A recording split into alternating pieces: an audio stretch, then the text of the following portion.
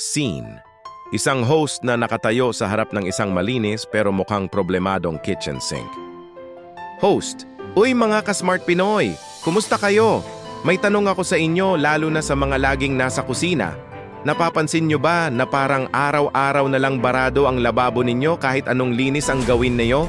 Yung tipong ang bagal-bagal bumaba ng tubig tapos may amoy pa na hindi ka nais-nais? Kung oo ang sagot niyo, baka isa lang ang problema diyan at hindi nyo pa alam. Baka wala kang grease trap at ang lahat ng mantikang ginagamit mo sa pagluto, dahan-dahang nagiging bato sa loob ng mga tubo mo. Nakakatakot, di ba? Scene change. Ipakita ang animation o B-roll ng mantika na tumitigas sa loob ng tubo, nagiging sanhi ng bara. Host, ayan, tingnan nyo.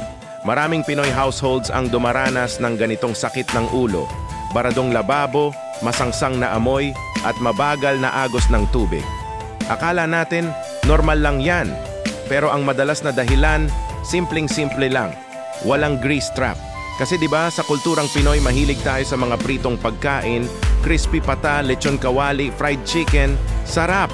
Pero yung pinagprituhan nating mantika at sebo, saan napupunta? Kadalasan diretso sa lababo. Ang hindi natin alam, habang lumalamig yung mantika at sebo sa loob ng tubo, unti-unti itong tumitigas, nagiging solid. Imagine mo yung sebo sa bulalo kapag lumamig, ganun na ganun ang nangyayari sa drainage system mo. Over time, naiipon yan, kumakapal, hanggang sa tuluyan ng bumara ang daluyan. At kapag barado na, ano ang kasunod? Overflow. Ayan na, babaha na sa kusina nyo. At ang pinakamasakit sa bulsa, tatawag ka ng tubero at alam naman natin, hindi biro ang singil nila. Gastos na, perwisyo pa. Scene change. Host. May hawak na maliit na under-sink grease trap, plastic at stainless steel type. Host, pero huwag mag-alala, mga ka-smart Pinoy, dahil nandito tayo para sa solusyon. Hindi mo kailangang tiisin yan. Narito ang ating Smart Pinoy Grease Trap Hacks. Unang-una, at pinaka-importante, mag-install ka ng under-sink grease trap. Ito, tingnan nyo. Merong mga ganito na maliit lang pero sobrang epektibo. Tamang-tama para sa mga residential kitchen. Ang maganda pa dito, madali lang itong i-install sa ilalim ng lababo mo. Pangalawang hack, pumili ka ng tamang materyales. Mayroong stainless steel type at mayroon ding plastic type. Ang stainless, syempre, kilala sa durability at tatag. Pangmatagalan, itong plastic type naman, mas magaan at kadalasan, mas abot kaya, pero matibay pa rin. Pareho silang madaling linisin na magdadala sa atin sa susunod na hack. Pangatlo, at ito ay isang habit na dapat nating lahat sanayin, iwasang magbuhos ng mantika ng direkta sa lababo. Kahit may grease trap ka na, mas maganda kung iiwasan mo pa rin.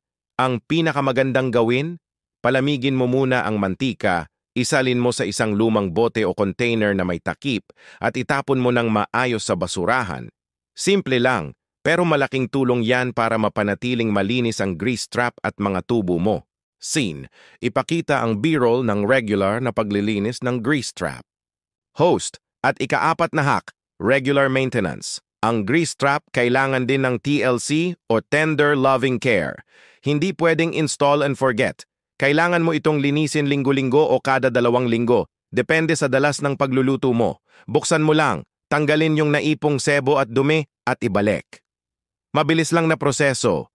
Pero ito ang magsisiguro na hindi aabot sa punto na mapupuno at babara pa rin ang sistema mo. At para naman sa mga may malalaking bahay o yung mga pamilyang parang may handaan araw-araw dahil mahilig magluto ng mamantika, baka kailangan nyo ng mag-level up. Ika-5 hack, pag-isipang gumamit ng commercial-grade grease trap system. Mas malaki ang kapasidad nito at mas heavy-duty, kaya siguradong kayang-kaya niya ang volume ng mantika mula sa kusina nyo. Scene, balik sa host, summarizing the points. Host, ayan, mga ka-smart Pinoy, tandaan natin, ang kawalan ng grease trap ay sigurado nang magre-resulta sa gastos, abala dahil sa bara, at yung hindi kaaya-ayang amoy sa ating tahanan. Kaya sa konting investment at bagong gawi sa kusina, maiiwasan natin ang lahat ng yan. Hindi lang malinis ang lababo, protektado pa ang buong plumbing system ng bahay ninyo. Sana ay marami kayong natutunan sa episode natin ngayon. Huwag kalimutan, ang pagiging isang smart Pinoy ay nagsisimula sa matalinong pag-aalaga sa ating tahanan. At bago tayo magtapos, isang pasilip para sa next episode natin. Kung nagbabalak kang mag-DIY ng plumbing system sa bahay mo o gusto mo lang malaman kung anong mga tubo ang pinakamatibay at sulit para sa pangmatagalang kalidad, abangan na yan. Aalamin natin kung anong peeping design ang swak sa mga bahay na gusto mong DIY pero long-term ang quality. Maraming salamat sa panonood, mga ka-Smart Pinoy. Kung nagustuhan nyo ang video na ito, please give it a thumbs up. I-share sa inyong mga kaibigan at kapamilya at syempre huwag kalimutang mag-subscribe sa ating channel at i-click ang notification bell para lagi kayong updated. Hanggang sa susunod, paalam!